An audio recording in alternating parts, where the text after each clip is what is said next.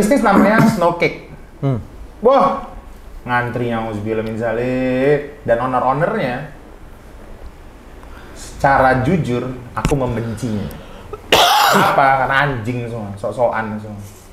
Gayanya, jalan-jalan Eropa, flexing, mobil sport, jam tangan mewah, tai. Hah? Dan rupanya teman saya, ya ini, teman saya satu ini, yang rupanya dulu punya itu. And then, di suatu masa bisnisnya tiba-tiba hilang, dan doi tiba-tiba bisnis kue juga, atau roti juga, tapi tidak flexing. Itu yang pengen kita bicarain, dan 2022 aku ketemu lagi dengan beliau, dia rupanya akhirnya fokus di Persada, dan menjadikan Persada sekarang nomor 2 terbesar di Indonesia. Cerita deh, Pak Syarif. Ya. Pengalaman masa kecil itu, pengalaman masa, kayaknya itu masa suram ya? Enggak juga ya, tapi pengalaman lah ya. Pengalaman lah, kita belajar banyak dari pengalaman ya. Pengalaman tuh kan, apalagi kalau gitu, saya anggap tuh sebenarnya sekarang tuh aku anggap sekarang sebagai pengalaman gagal ya. Gagal, gagal. Di situ gagal. Karena nggak sustain, karena at the end harus collapse, harus ditutup, ya aku anggap itu gagal ya.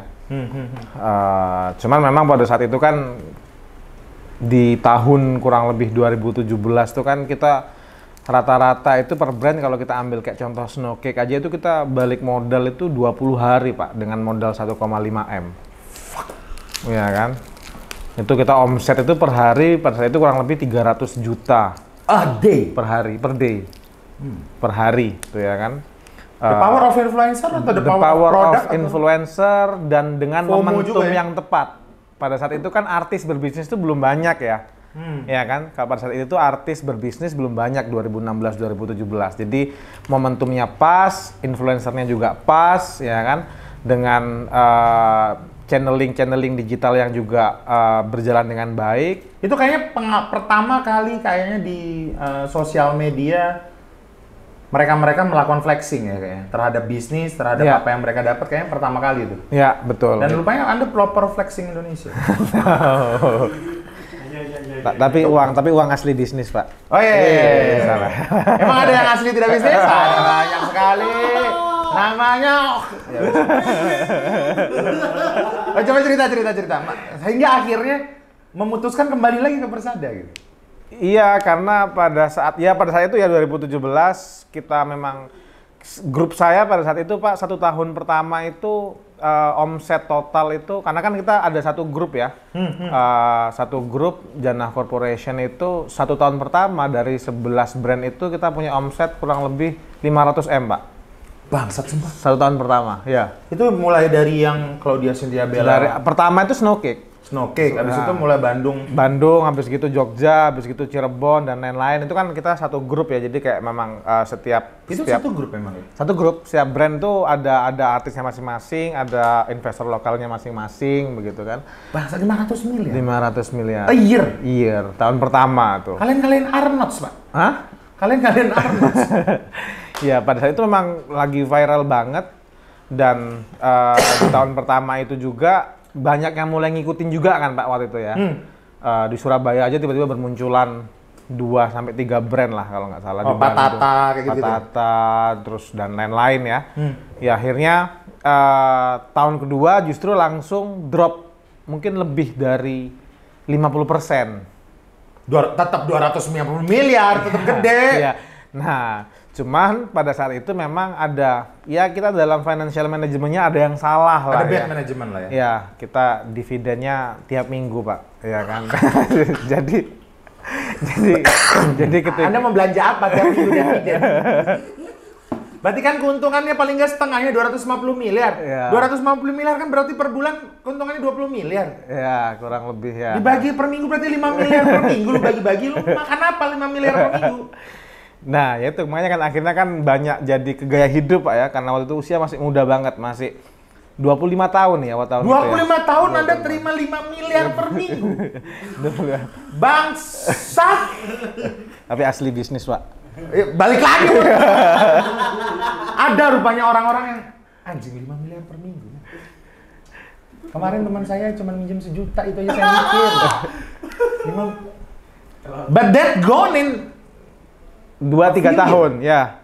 Ya itu tadi karena dividen rupanya punya uang banyak dapat tidak menjamin bahwa kamu bisa menyimpan itu dengan baik. Karena kita belum punya kebijaksanaan yang baik dalam melihat hidup ini, Pak. Jadi kayak habisnya jadi apa itu? Habisnya jadi gaya 5 hidup, miliar, Pak. iya makanya gaya hidupnya apa?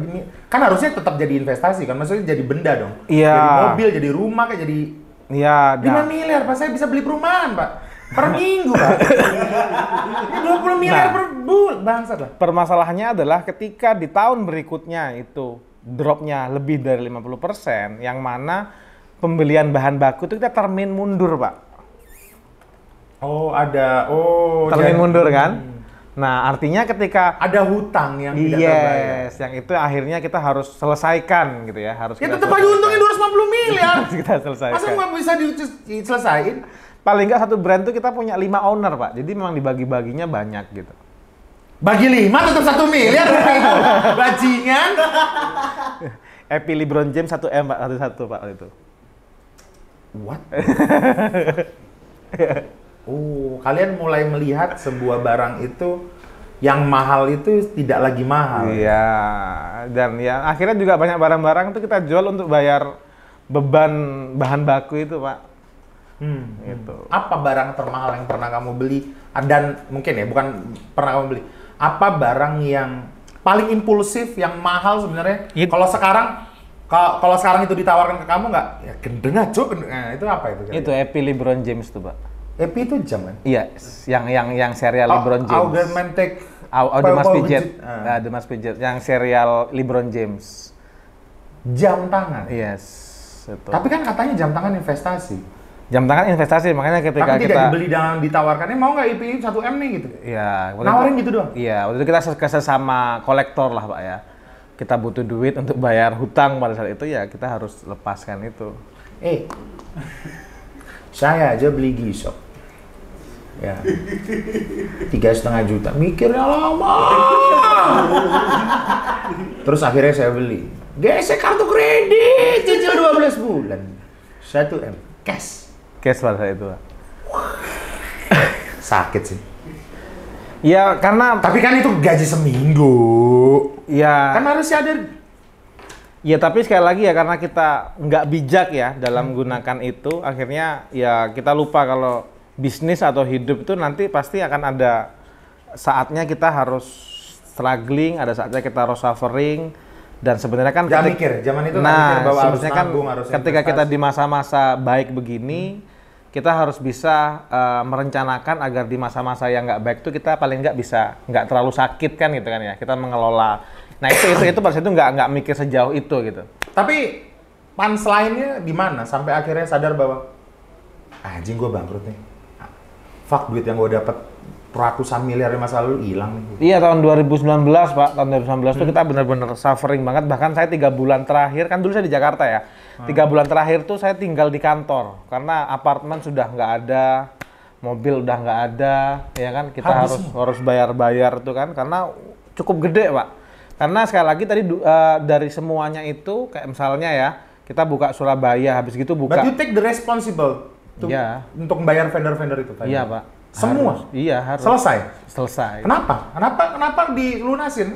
Iya, kita bisa sebenarnya sebenarnya bisa kita pilotkan kan ya, perusahaan tuh selesai gitu. Cuman ya secara etika nggak enak aja gitu, Pak. Kayak kita bisnis kan ada etikanya juga ya. Dan menurut saya karena memang ini gagal manajemen. Etika, Bro. Zaman ya, sekarang kan? Banyak yang nipu-nipu. Nggak, maksud gue kenapa seorang Syarif merasa bertanggung jawab atas karena kita banyak pakai nama artis, yang mana kita nggak mau juga nama-nama artis itu juga jadi buruk karena bisnis ini gitu. Terutama partner saya kan Irwansyah yang ngajakin artis-artis lain tuh kan, dia nggak mau, maksudnya kita nggak boleh sampai Irwansyah namanya jadi jelek karena bisnis yang kita salah dalam mengelolanya gitu. Namanya amanah berarti. Iya. Berarti masih mau untuk bertanggung jawab dan masih mau menyelamatkan nama baik agar tetap ada peluang dan opportunity selanjutnya untuk mengembalikan kejayaan itu. Iya, karena kan kita hidup masih panjang lah. Kira-kira kalau misalkan waktu itu tidak diselesaikan, akan seperti ini mungkin Syarif atau malah enggak? Malah gimana? Who knows Pak ya, tapi ya mungkin pasti akan semakin nggak bijaksana ya. Artinya ketika saya milih apa ya, cheating di masalah itu dan kita nggak menyelesaikan dengan bijaksana, ya mungkin nggak akan ada nggak banyak pengusaha yang pada saat dia gagal dan dia orang lain berakibat terhadap kegagalan itu, dia bertanggung jawab di situ. Nggak banyak orang seperti itu. Dan finally 3 bulan di kantor segala macem, nemu kliknya dan akhirnya kembali ke Persada gimana? Ya pada saat itu ketika 3 bulan di kantor, saya mikir, oke, ini waktu itu kita coba banyak bisnis Pak, sebenarnya yang pingin fast money ya. Kita ada pengadaan kopi, ada project pembangunan dan semuanya itu. Ya, secara mentally juga pasti akan terguncang ya. Iya, dan semua bisnis yang kita coba pada saat itu gagal.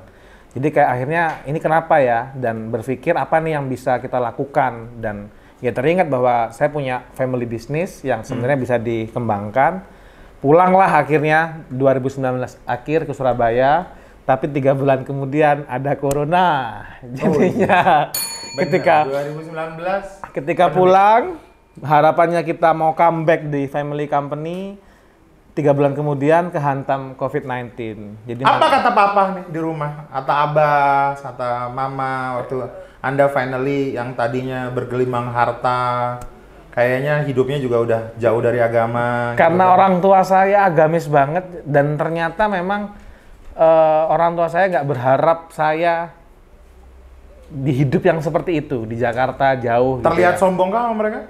Iya, saya merasa juga sombong gitu ya pada saat itu ya. Mungkin karena terlalu muda Pak, ya terlalu muda, dapat duit banyak. Tapi bisnis beneran, ya kan? Terus bangsat. Ya, selanjutnya. Iya kan? Ya kan? Jadi pasti editor tolong munculin foto orang yang kita tadi singgung lah. Klip gitu doang. Ya, tapi pasti jadi inilah, jadi sombong pada saat itu. Cuman ya itu pulang malah kehantam pandemi, malah 2 tahun sampai akhirnya di 2021 Agustus, ingat banget, baru boleh umroh dan haji dibuka kembali. 2022. 2022. Jadi kayak 2 tahun tuh akhirnya makin nggak bisa ngapa-ngapain gitu, What did you do at that time? Belajar Pak. Saya waktu itu nyadarin ternyata uang ini nggak ada gunanya gitu. Kita mau di hidup ini kalau dapat uang sebanyak apapun nggak ada gunanya kalau kita nggak punya value, kita nggak punya ilmu gitu ya kan. Uang itu nggak ada gunanya Kalau dikit. Kalau banyak ada kok gunanya. Ya akhirnya banyak belajar dan memperkuat value diri dan mempersiapkan kira-kira setelah pandemi berakhir apa nih yang harus kita lakukan untuk bisa. Apa triggernya membuat kamu masih bertahan? Karena umur segitu pernah punya uang ratusan miliar and then you don't have any money. Apa trigger yang masih membuat kamu bertahan? Banyak orang nggak bertahan dan akhirnya kabur dan akhirnya stres, akhirnya nggak bangkit. Apa nih trigger paling membuat kamu bertahan? Kan itu jadi pelajaran harusnya. Karena saya tetap nggak mau lari dari masalah yang sudah pernah ada. Dari situ saya belajar bahwa semua masalah bisa diselesaikan, semua persoalan bisa kita jawab gitu ya. Dan kenapa kita harus larut di dalam masalah gitu. Artinya kita hidup masih panjang, ada banyak orang yang berharap sama kita, tentunya istri, anak-anak ya kan, dan orang-orang sekitar gitu. Kenapa kita harus larut di dalam masalah itu gitu, malah nggak bawa kita kemana-mana. Dan bagaimanapun ketika saya berada di posisi yang pada saat itu lagi apa ya di atas gitu ya. Itu membawa aku untuk jadi orang yang secara gaya hidup atau level kehidupan tuh meningkat banget. Dan itu justru jadi motivasi. Tidak mau lagi Anda makan nasi pecel pasti kan di pagi hari. Nah, ke depan bagaimana aku harus bisa di titik itu lagi, tapi dengan cara yang lebih baik, dengan lebih tersistem, lebih bijaksana. Kayak gitu. Cok, ini anjing sih pada saat pernah di atas terus ke bawah. Nah, ini menjadi menarik nih. Bagaimana kamu membuat Persada Umroh Travel akhirnya punya sales di tahun pertama 10 kali lipat. Ya. Dibandingkan 2019 pada saat memang masih ada umroh dan haji sebelum masa pandemi. And then di 2022, 3 years berarti kan? Hampir 3 tahun. boom 2022 hit Ya. 5.000.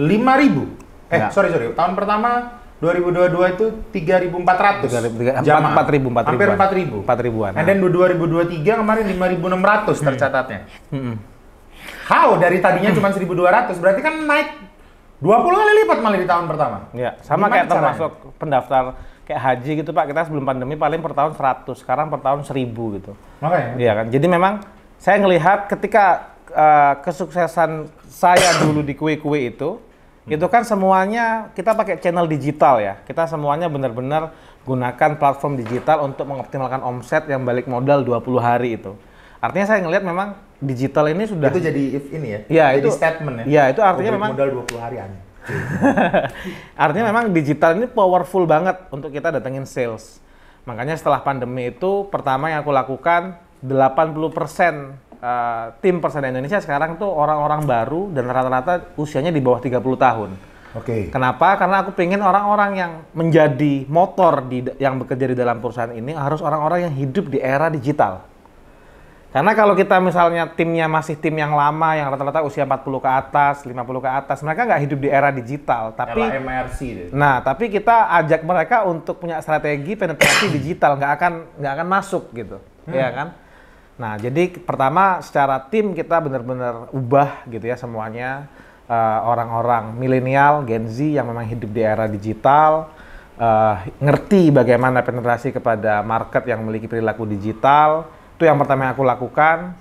Yang kedua yang aku lakukan adalah membangun emotional connection dengan tim yang sudah ada, yang sudah aku bentuk. Jadi emotional. Sorry, gimana sih membangun emosional? Tapi itu internal kan? Iya. Karena sekali lagi Pak, bagi aku fundamentalnya bisnis itu people. Oke. Ya kan? Lantas marketing dan operation tuh hanya dua pilar yang bisa mendirikan sebuah rumah gitu ya. Tapi tanpa fondasi dua pilar ini nggak bisa berdiri. Sehingga aku benar-benar 1-2 tahun pertama itu fokus kepada managing people, fokus kepada creating connection sama people-people yang bekerja. Walaupun mereka Gen Z. Walaupun mereka Gen Z. Even kita tahu bahwa Gen Z there is no loyalty on there. Tapi sebenarnya nggak juga pada bukan mereka there is no loyalty, tapi kita nggak paham aja bagaimana cara mengelola mereka agar mereka punya loyalty. Oke. Faktanya sekarang Gen Z yang aku punya, mereka punya loyalty. Gitu. Iya kan? Gen Z yang gue punya. Mereka punya loyalitas yang bagus, mereka punya daya juang yang bagus, ya kan? Dan mereka punya daya belajar yang bagus juga. Diberikan kesempatan. Ya, karena memang aku merasa ya aku dengan mereka tidak selisih jauh secara generasi, secara usia, sehingga aku mengerti apa sih sebenarnya yang menjadi desire dan motivasi mereka gitu. Desire. Yes, dan mungkin lantas banyak perusahaan yang nggak ngerti cara ngelola Gen Z, aku yakin karena leadership-nya mungkin pakai cara yang lama gitu, yang dengan secara era atau dimensi itu berbeda dengan apa yang di perspektifnya si Gen Z dan milenial ini. Menarik sih. Bagi Bapak Syarif, Gen Z itu bukan tantangan, tapi itu opportunity yang lebih besar untuk masuk ke market yang lebih luas secara digital. Yes. Terus apa yang lu jual dan perbedaan apa? Ini kan distribusi marketingnya ya. Apa yang membuat orang-orang memilih Persada kalau gitu? Nah, memang dari pertama karena di Persada itu kan yang saya tahu umrohnya standar dong, langsung Madinah, langsung Jeddah. Nggak ada yang lewat Turki atau lewat mana, kan belum ada jasa itu, tapi per bulan 600 men. 600, itu gede loh. Maksudnya gini, aku punya temen yang punya umroh juga, udah kaya banget. Pas gue tanya, berapa emang per tahun kalian ngumrohin? Ya, 3 kali berangkat lah, sekali berangkat 80. Loh, kok udah kaya lo anjing gitu? Ini temen saya punya 600 jamaah per bulan, kaya banget dong berarti. Tapi, ya gimana itu? Ya. Caranya? Pertama memang kita ngelihat ya, ibaratnya karena bisnis, saya memahami bahwa setelah dulu gagal tuh Pak, salah satu yang buat saya gagal di kue itu, saya kurang inovasi di produk. Jadi kayak brand satu ke brand lainnya itu secara produk itu hampir sama. Rasanya sama ya? Hampir sama. Padahal the backbone of the business itu the product itself, ya kan? Artinya, marketing 1.0. Ya, artinya saya perkuat di produk. Produknya apa? Layanan.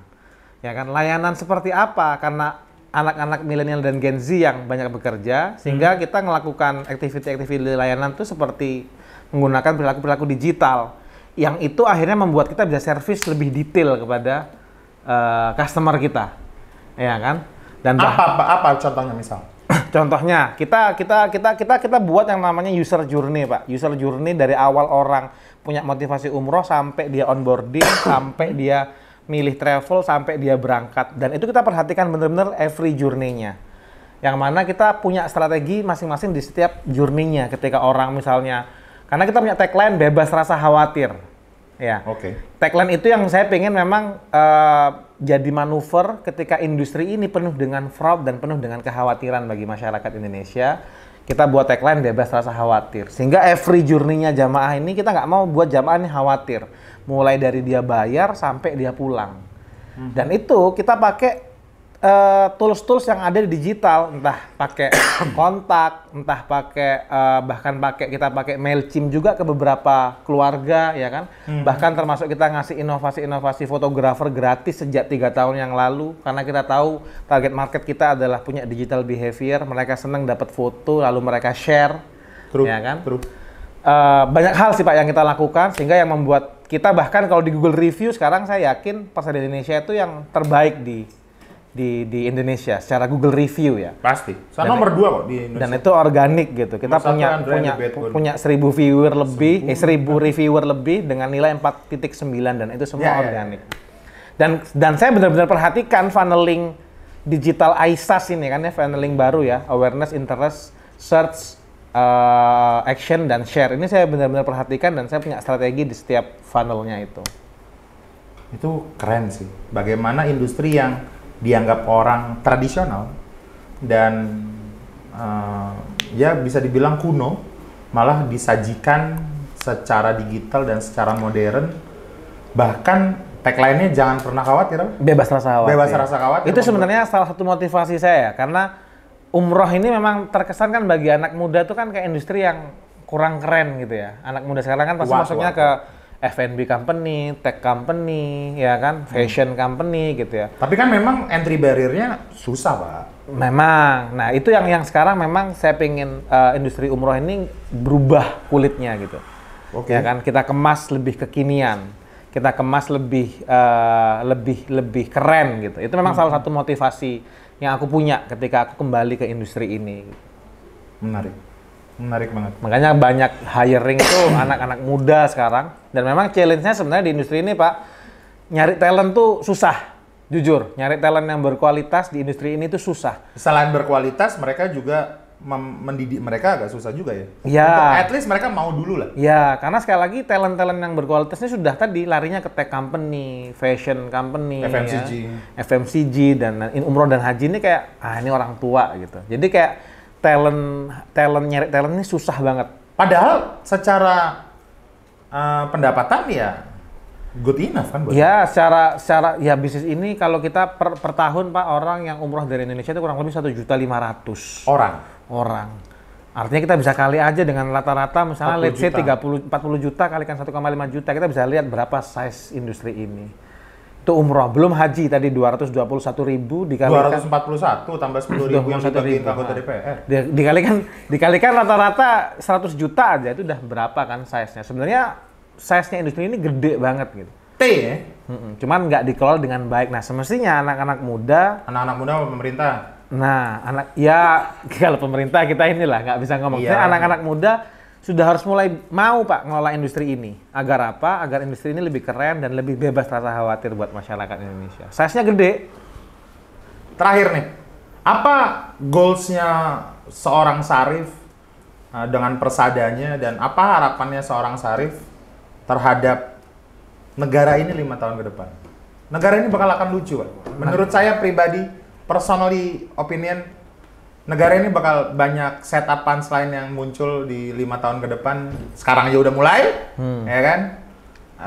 Tapi dari seorang Syarif, apakah masih punya optimistik itu?